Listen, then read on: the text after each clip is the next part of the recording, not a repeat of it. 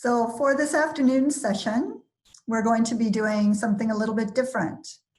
The first two sessions of, two sessions yesterday, first session of today was more about the how. How do I build a container, work with Docker, work with Singularity, etc. The next session is more about the what and the why, and perhaps a bit about the how. And you will be led by our facilitators and their experience and expertise in working with containers. So we have a wealth of experience on this call with our facilitators who are national, international, including New Zealand and Australia, and they will be sharing their experiences working with containers. You have self-selected a topic of interest. We've tried to pick your first or second choice so that you are paired with a facilitator with depth in that area. Can I ask a question real quick? Absolutely. I really like this discussion going on Slack for the facilitators on what it means to containerize individual tools versus the entire pipeline. It is not a clear distinction, and it would be great if Marco could talk about that, because I'm sure a lot of people don't realize just from this example that you probably shouldn't stick all your tools in one thing, and you could end it right back where you started, everything wanting different versions. Yeah. Okay. Yeah, so yeah, there was some discussion. This is ongoing. I mean, and it has no final answer. It involves a lot of personal preferences, and also the circumstances of different pipelines might be different. So here, basically, I can comment a bit on some best practices or good practices we're trying to establish based on the pipelines we have seen so far. Engaging with the researchers we've been working with. So yeah, a question we all often get asked is whether one should containerize, should install all of the packages they need for a pipeline in the same container, or whether they should do it differently. And so my comment is that it depends quite heavily on the type of packages that are being used, but also on the pipeline structure. So as regards the tools, say there are cases where you're just using tools that are independent from each other, such as, I don't know, SAM tools, BLAST, an assembler, quality control, and all of these are standalone programs that can be installed independently. So in these cases, what I normally recommend is one container per tool. And that's because it basically makes the way you use software more modular and flexible. Because say today you're designing a pipeline that uses 5 tools and you're using Spades for assembly. Maybe in a month's time, you need to modify that pipeline. And the assembly now is a different one, it's Trinity. And so if you have all of the tools in the same container, it means that you have to rebuild a huge, big container every time you edit the pipeline. Whereas if you have one container per package and you need to change the package for a given task, assembly for instance, then you're just changing a single container that you're using for the pipeline. So it's a bit more modular. It can save you a lot of time also because, as I said, the Biocontainers project already provides one container per package, single package containers in the key.io registry. So if you embrace this approach, you don't even have to build the container because most of the packages are already available in that form. So it's a time saver, but it also makes your work more modular. And there are cases where this maybe is not anymore the best way to proceed, on the other hand. And I often think about the case of R-only pipelines or Python-only pipelines. So cases where maybe, so say you take the case of an R pipeline, so you might be using different packages in R to run your entire pipeline. And maybe some of these packages have a dependency in common. So what might happen is you have one container per R package, and maybe one of these is using one version of that dependencies and another one a different version, just because of the way the package was described in the R repository, however it's called. And that maybe can bring you undesired results. So you have inconsistent versioning, which can break things and result in inconsistent output. So with R and Python, to some extent, we normally advise to keep all of the packages needed for a full pipeline together in a container. That way you are kind of solving the dependency tree of those packages once in a consistent way for that pipeline. Not saying that this solution again can work always, but in a lot of instances where I've seen, it has been quite effective. Yeah, and then there is a last case. So there are cases where people are providing the pipeline, where in this case I also mean the protocol of the pipeline. So the description of the tasks to be performed and the logic between the tasks.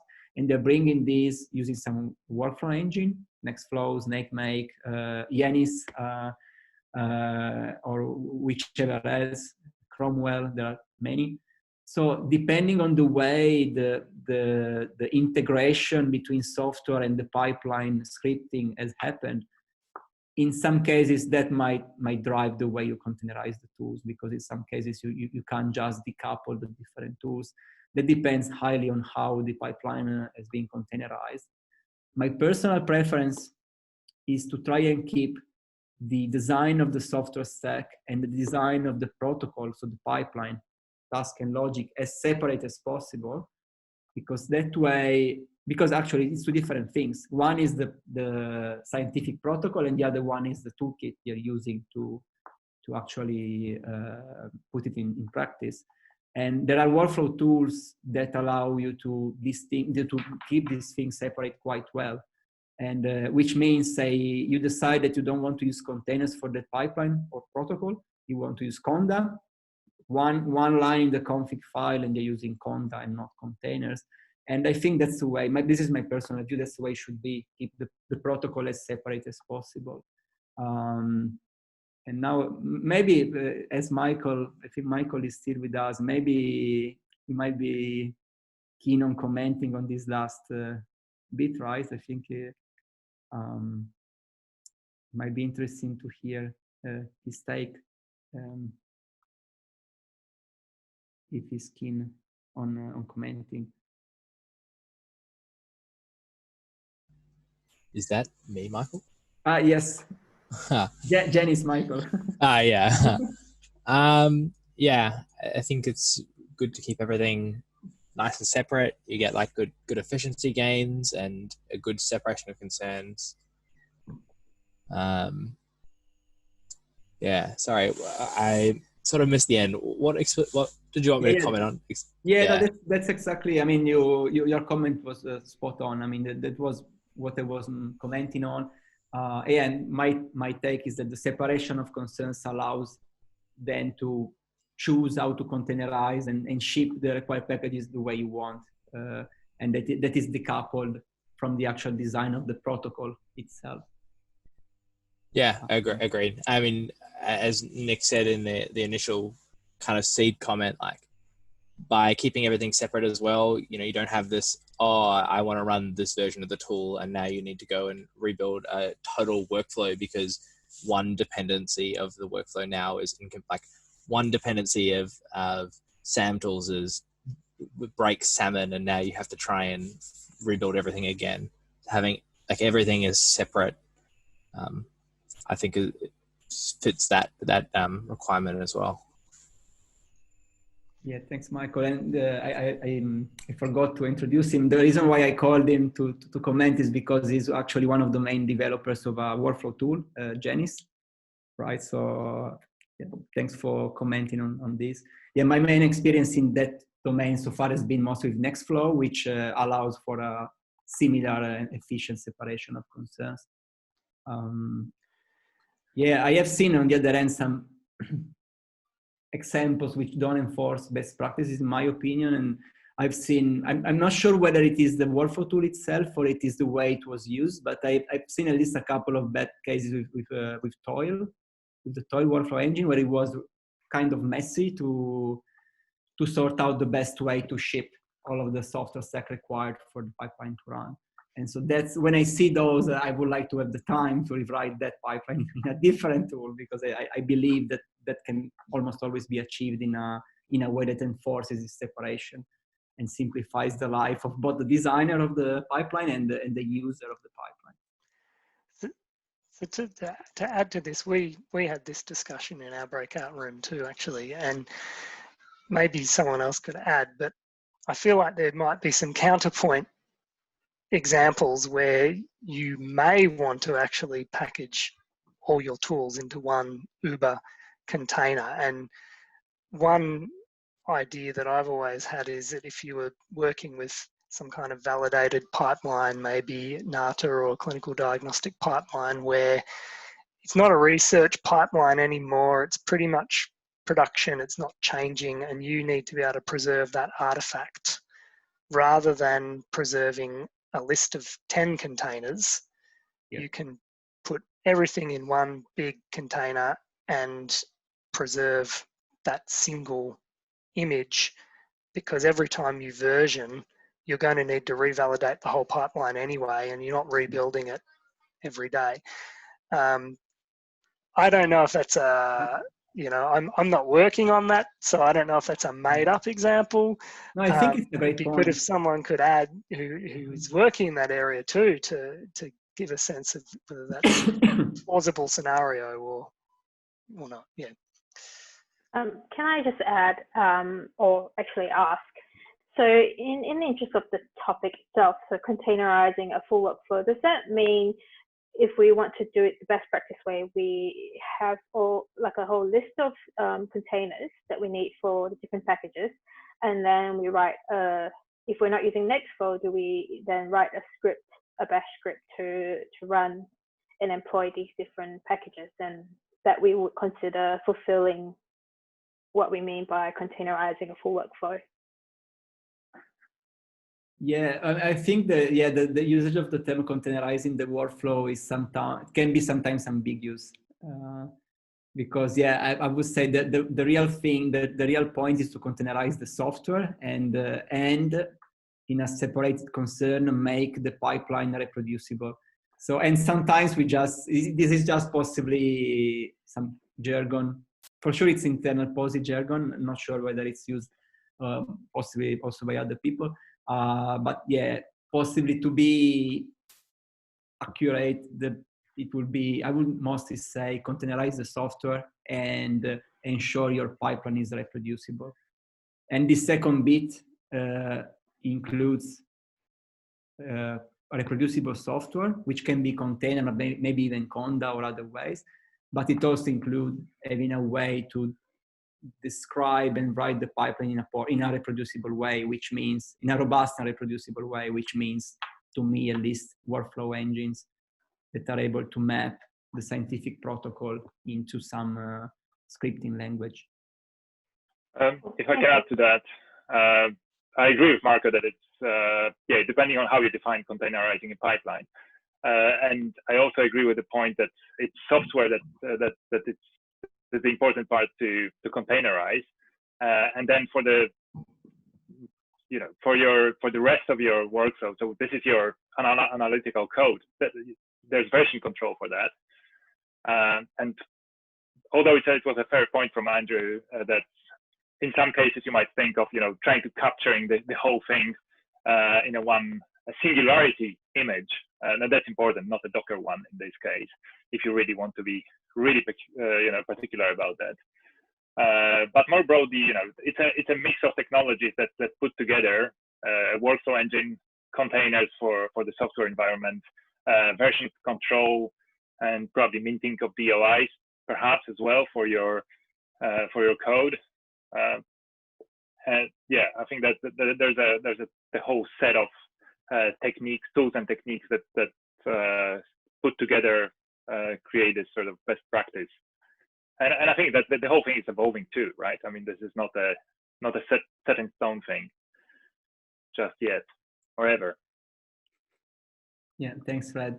And then may I also add, I believe, this point that Andrew raised is really important, because as you move towards, blast pipelines that need to be used maybe for clinical purposes or they move out of the pure research field. They need to be used in other contexts. I think, yeah, it's really important to reflect and discuss in detail what level of reproducibility one needs from the pipeline, and then make decisions based on that.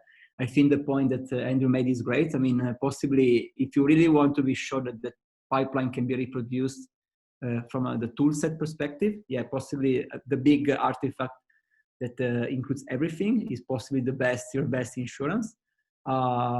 Me neither. I never had to really sign off a paper saying, yeah, I swear this pipeline is reproducible. So I never went too much deep. I never dived deep in this beyond some level. But you can enforce more stringent practices on multiple containers as well, as you can use. So we always use tags for training purposes and mostly also for production.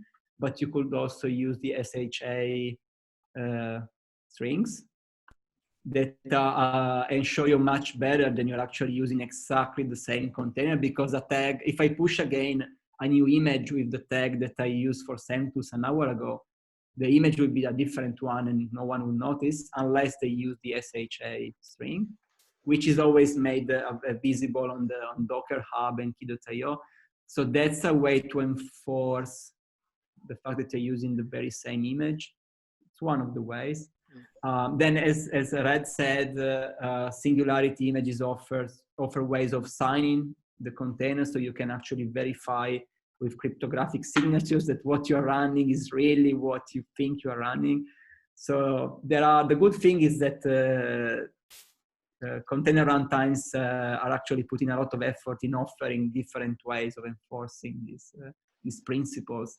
And then, as someone said, yeah, the best way to do these things is a moving target in a way.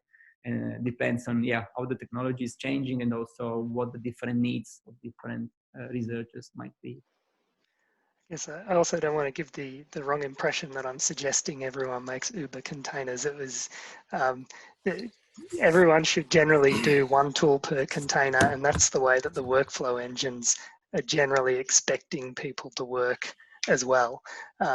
Is more of a counterpoint, is that it comes up and it's interesting to think about the context of where that might not be the case. Yeah, and I think, I mean, and actually the specific counterpoint you made is great, because it's about when you're bringing your pipeline to a level where it's possibly crucial maybe to, for clinical reasons, for health of people and so on. So I think it's crucial to be aware that there can be cases where maybe the normally good solution might be a bit weak and not provide what you need. So no, I think I noticed it was a corner case, but I think it's an important corner case. It was worth discussing. So it's also worth noting that if something's really, if a container and pipeline is really important to you, like really, really important, then don't rely on random dude on DockerHub's image, because they can be deleted and disappear. So Singularity is nice like that because it makes it easy to just save the CIF file. You keep that, you've got a copy. Docker, you have to, export a copy of your own image, and it's a little bit harder, or push it to a Docker repository that you control. But if you were working with clinical pipelines or something that was commercially really important, don't, Docker was in financial trouble a little while ago. DockerHub could have even disappeared, so keep that in the back of your mind. Same with Singularity Hub as well. They had to take their repo down for quite a while. Key went down a couple weeks ago. Okay, I think Chris, you wanted to say something. Oh, sorry. Look, I was just going to add to Andrew's point about Uber containers.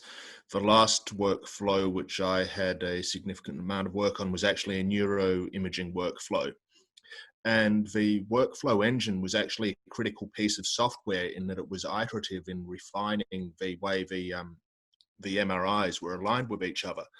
you couldn't exactly leave it out of a container, because that was the core piece of software that was needed for reproducibility, was a way that they were iterating the existing tools. So it's just another point where there really, as far as I can tell, is no well-defined best practice on this, and we're sort of making it up as we go along as a research community.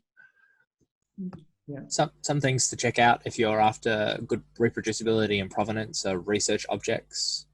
And I know that the Rihanna project from CERN is trying to address this, but I mean, you trade off by storing large amounts of data, which is expensive.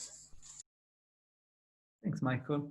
And yeah, one little comment on the container images you might just randomly find on registries. Yeah, I normally advise people, I mean, again, in bioinformatics, it's simple because there is the Biocontainers project, which builds on top of Bioconda, which I consider a quite trusted source. It doesn't mean that there are no issues. I found a couple of broken containers in Biocontainers, but at least I know that the people behind are working hard to provide public availability of working containers.